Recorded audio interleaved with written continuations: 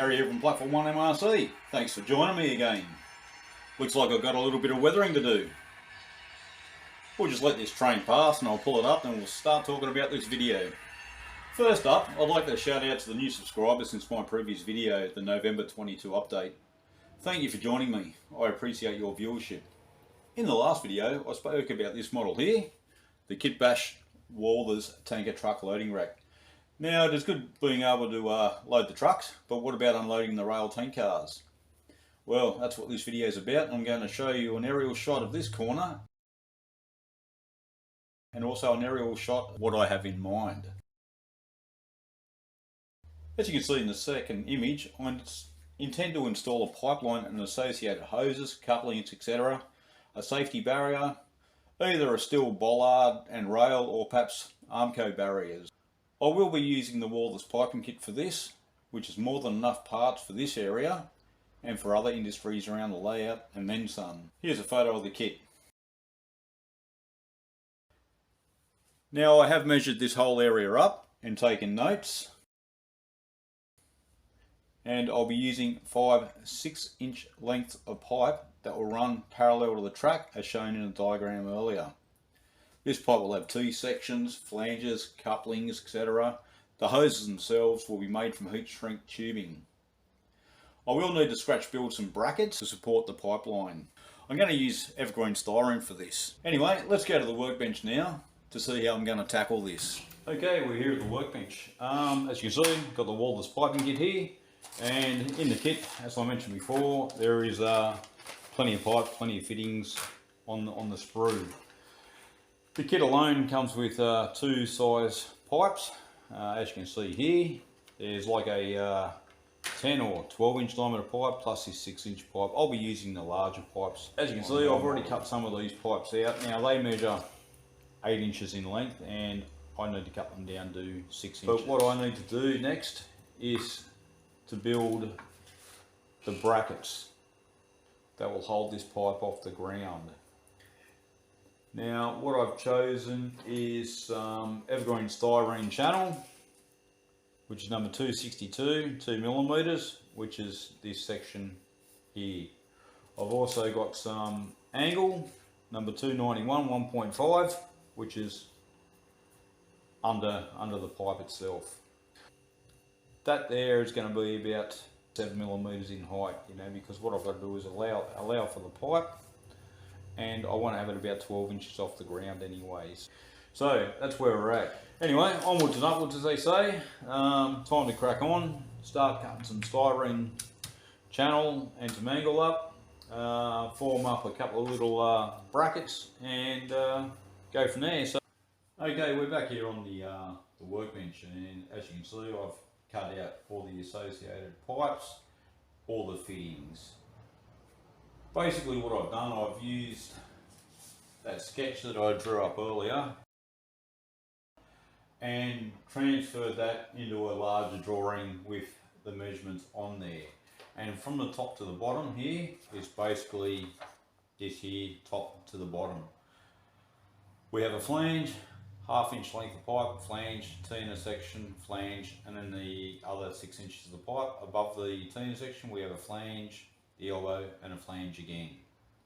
Now that repeats right through except for the very last pipe here, because I'm not sure where I want to return this back to the pumps themselves. Because we've added the 1/2 inch in here plus 0.5mm on the end of the flange, actually turns this into just over 6.5 inch lengths. And as you know, I've roughed this out at 6 inches.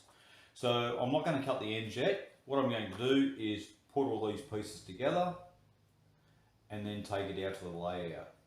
Now one thing I'm not going to glue on yet are the elbows. The reason being is I want the elbows to actually not sit parallel to the pipes, but actually have a fall as such, so that the rubber hose here, gradually just flexes down to the ground. Alright, I'm going to get this glued together, and then next you'll see all these parts apart from the elbows, as I said, out on the layout, so we can measure this up again and trim the ends off accordingly. Okay, we're back out here on the layout now, and as you can see, I've got the pipes laid out. Now that first pipe you can see in front of the tank car is approximately 4 inches from the end of the bitumen, or the hard stand over here, as you can see there. Now I've decided to come in that far because roughly where the wagon has stopped, or the tank car has stopped, it'll position the hose nicely. So the hose will come off the T-piece here. I haven't put the elbows on, which I mentioned earlier, and the drain cocks on the tank cars are underneath centrally. These pipes haven't been cut down to size yet, and we're just going to pan around and take a look at the position of the other T-pieces, elbows, and where the hoses will be coming off them. As you can see here, you have one T-piece and flange just below that ladder there, and on the next pipe along you can see just under the flammable liquid sign just here. So having the elbows coming off those flanges, and then it's around about 20 feet lengths, which will be sufficient to actually drag the hose from the main pipe here back under the tank car. So I'm just going to move the camera around once more and we'll have a look at the right hand side. Okay, here's roughly the position of the last T piece.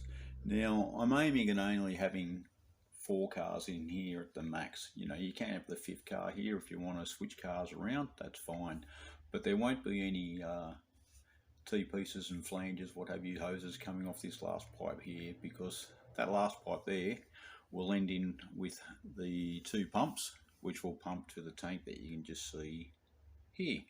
Apart from these 2 pipes here and here, they won't need any shortening, but the other 3 sections of pipe prior to that will need shortening. The very first one I'll need to cut about 1 inch off, the second and third pipe round about 1/2 inch, and that'll give the pipes that nice shape which will flow parallel to the track. Once I cut these, I'm not going to glue them together yet because I've really got to glue the pipes to the corner brackets. Now I've been busy cutting styrene up and making the small brackets.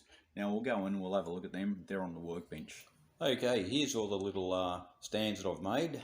I did mention that I was going to possibly make the post longer and glue them into the base of the scenery, but I thought to myself, if I accidentally bump fuel line, I could easily snap the post off at ground level, and trying to reattach it or glue it back into position could possess a bit of a problem. So I've decided to make the post 7mm long, and the bracket that you can see there that comes off the angle is 6mm long. That 6mm will enable me to drill a hole either side of where the pipe sits on top and insert thin styrene rod, I think I mentioned 0.064mm, over the top to act as a shackle. So next up is to cut pipes down, glue these brackets onto the base, make sure they're all square. The flat base will be CA'd to the layout itself. Once that's done, I can go along and then attach all of these little brackets to the pipes themselves. Now I've made all these little stands up. I'm going to show you a photograph. And as you can see, I've attached quite a few to the length of the pipe that I've got here. I roughly made up around about 25 of the little stands to go onto the pipes, thinking I'm going to need 4, maybe 5 to go onto each length of pipe. This very last pipe here, as you can see, I've got 6. 1, 2, 3, 4, 5, 6. Now the reason I've got 6 there is you want one bracket or stand each side of the T-piece there, and where they're going to join onto the other pipes there as well, and just roughly spaced apart. So these have all been, these have all been measured out to proper length. They're all cut to size. They're pretty much ready to go in. So basically what I've used for the base there is the number 129 of green styrene, 0.05 by 6.3mm, or 0.020 by 0.250 of an inch. Now I've roughly worked them out to about 6mm square, because it's 6.3. Take your knife and just roughly cut out your squares. I will paint these here on the bench before actually taking them out to the layout. The only thing I won't paint is the bottom of the styrene or the concrete pads. Okay, here we are back out on the layout. As you can see, I've got the pipes in place, but they are only temporarily in place. A little bit of blue tack onto the feet under each pipe. I just wanted to gauge roughly how far out from the tank cars or the track I could actually place these pipes. And I'm comfortable or happy with the position they are there, because it enables enough room there for crew to walk up on the rail side of the pipe to hook the flexible hoses up underneath the tank cars. I did mention earlier that I was going to place a barricade on the roadside on this side of the pipeline, and I've decided to go with the Pike Stuff highway guardrails. So I've got 5 packs of that, so I've got over 50 inches all up, which will be, you know, enough for here and enough for a few other little places on the layout as well. I will be breaking this video any stage of the layout build down to 2 parts, because I have to scratch build the pumps, which will sit down there, that last tank car. So that'll be in a separate video altogether. So I'm pretty happy with how far we've come with this. What I will be doing next, now these are temporarily in place, is just taking a pencil and placing some marks around each one of these feet here. So when I do paint this, I can come back and glue them down directly onto the same position. So we'll leave it at that, and thanks for tuning in again, and I'll be back soon with part 2. Catch you later. Cheers, Gary.